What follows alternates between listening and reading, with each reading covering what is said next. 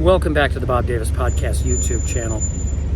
I am live from the Loves in Upper Sandusky, Ohio. Now, Upper Sandusky, Ohio isn't Sandusky, FYI, but this is what it looks like. I don't know if you can hear it. It's kind of loud, but you can definitely hear it on the audio podcast, which is available at thebobdavispodcast.com or Spotify or Google Podcasts. And of course, subscribe to this channel. And if you really want to help me, subscribe to the iTunes feed on iTunes, of course, at thebobdavispodcast.com or at thebobdavispodcast.com. So, I'm a little tired, so I'm confused. I don't remember whether this is the second day of travel or the third. I think it's the third. I left on the 31st, and I think this is the second. So this was the third day, and I came, from western Wisconsin around Minneapolis and made it almost to Pennsylvania right here. If you look at a map, Upper Sandusky, Ohio, right on US 30. I wasn't on US 30 all day. I took US 30 making a bet that I would probably be able to find a truck stop.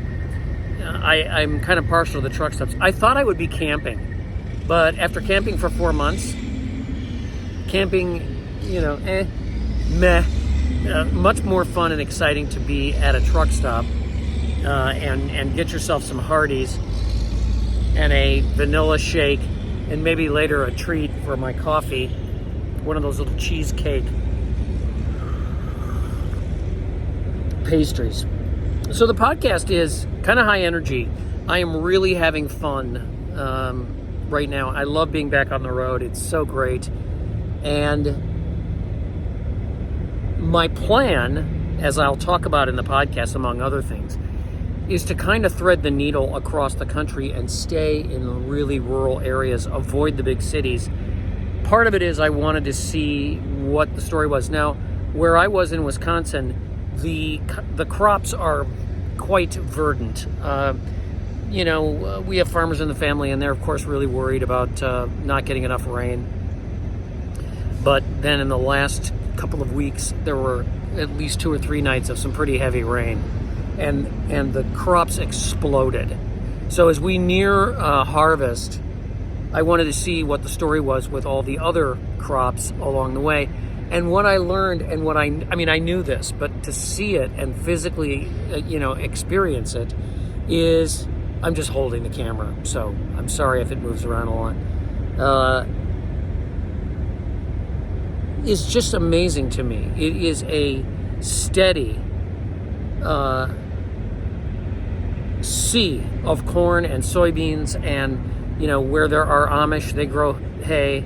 A couple places in Wisconsin were also growing hay, and people were saying to me, there's a bunch of these really brown fields. It looks like a drought, and that's hay, and they've already harvested the hay. So the fields look bare, or they haven't quite gotten there yet, and it's golden. So you see that occasionally, but mostly it's corn and soybeans, and miles and miles and thousands and thousands and thousands and thousands and hundreds of thousands of acres of these crops at their peak.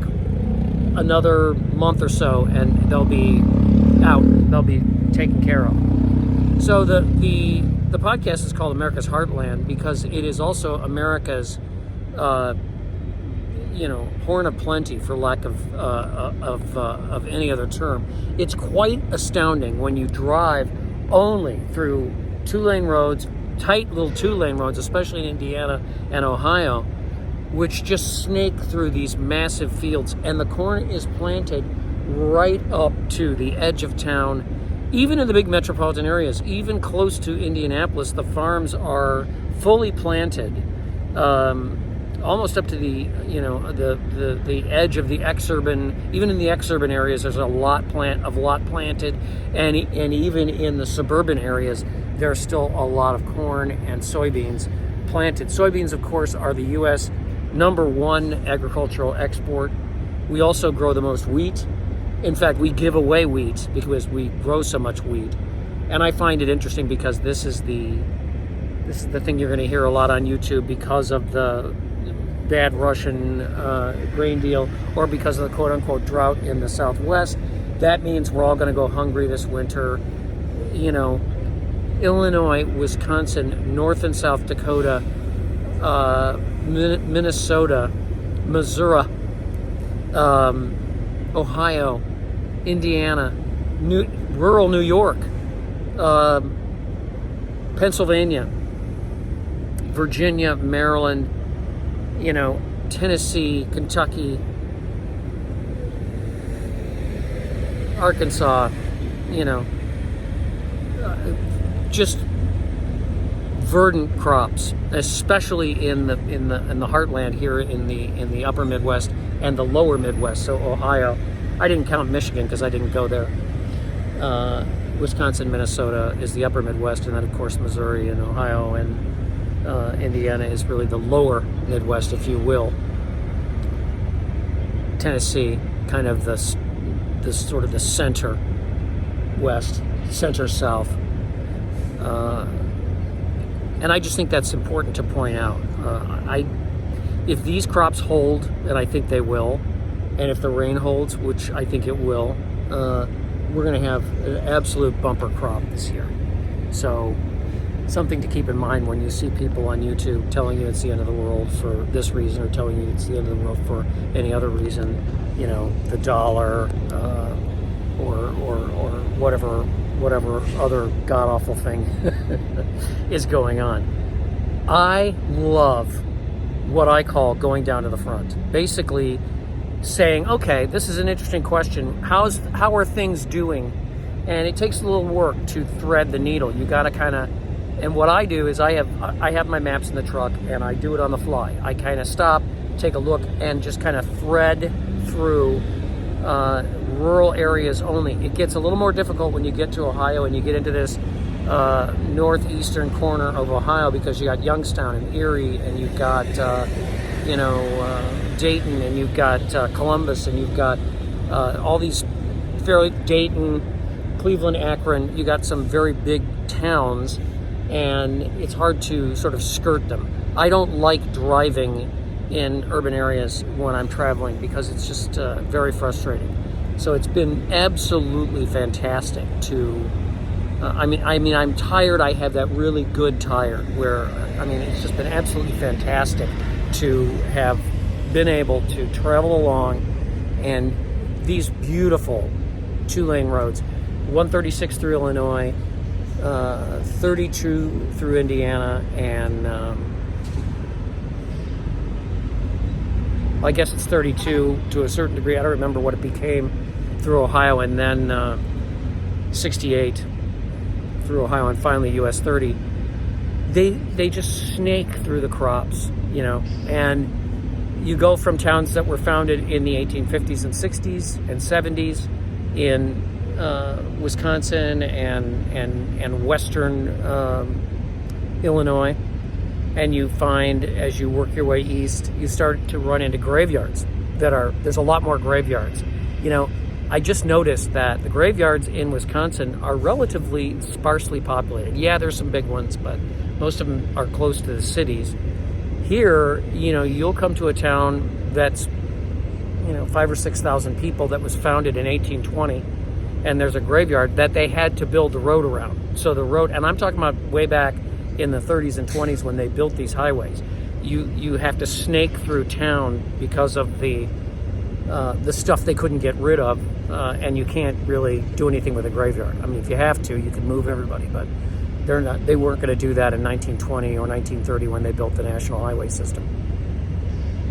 And the late teens, 100 years ago.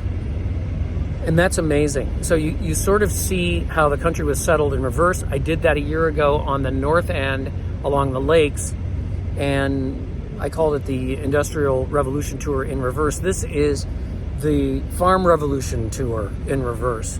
And you can really see how things are. Illinois, for example, has just, the farms are massive. You will see a house, and it's in a sea of farmland, all right? It's in a sea of corn and soybeans. And you see that in Wisconsin as well, but they're a little more compact. Same with Iowa. And I didn't mention Iowa, sorry. Same thing. Iowa, especially western Iowa, very large farms. And in Illinois, very large farms. And in Indiana, central Indiana, very large farms. And I'm sure, and it has been the case as well with Ohio, although it's a little bit more compact. You'll see these signs, I would assume this is what it is. At certain farms, they have a little sign that the state put up that says Century Farm, which I assume is a farm that's been in the same family for 100 years. That's probably not as often true as it used to be, which is a whole nother thing to talk about when it comes to issues. The fact that farming today, you're able to, with industry, with the equipment that's available today, you're able to farm much larger swaths of land. My brother-in-law is a farmer, and he has a combine. There was a little patch of land by our shed that my father-in-law, who was also a farmer but went out to make his fortune in business, liked to have my brother-in-law cultivate, because he liked to see the corn growing up to the edge of the shed. So he would always do that every year. And then my father-in-law died earlier this year, which is why I went to Wisconsin so early from Arizona. And Pat was like, well, we're not gonna cultivate that piece of land. And my sister-in-law bought it. So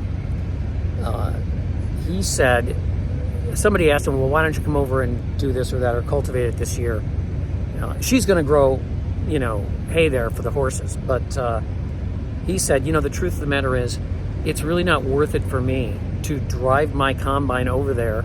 And this is a pretty big piece. This is like 5 acres, maybe. It's just not, it's actually, I lose money driving my combine over there and parking. I lose money driving my combine over there. See, I'm looking out at people and losing my train of thought. It's too expensive for me to drive my combine over there, which is maybe 4 miles, if that, and cultivate that field. Because what that is for cultivating, hundreds and hundreds and hundreds and hundreds of acres of contiguous land. So that'll tell you a little bit. I mean, the type of equipment that you see on the road and so forth is for, working these very large tracts of land.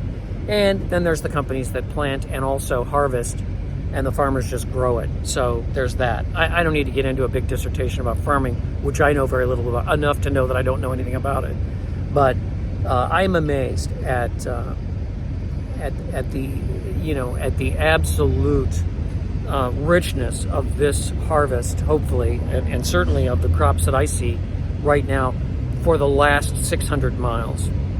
So I talked about that. I also talked about fuel. For some reason in Indiana, diesel is like $4.34 a gallon.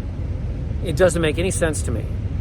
And fortunately, what I've been doing is when I get a cheap price, I go ahead and fill up. So if I'm at a half, I'll fill it up. So I have some options.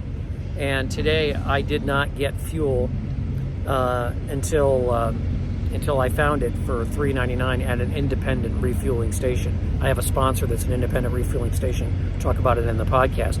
But, they can make their own deals on fuel. They're not corporate stores. So I don't know. I believe that it's probably some kind of graduated tax or escalating tax on fuel when the prices get high. I don't see any reason for $4.34 a gallon diesel, even though oil has been fluctuating up and down, and I think part of the reason is speculative. I also think that with China in trouble and demand in some areas falling off the edge of a cliff, I don't see how oil is going to be able to maintain $79, $80, $82, $83 a barrel, which it's been for the past 2 or 3 weeks, and today it started to drop.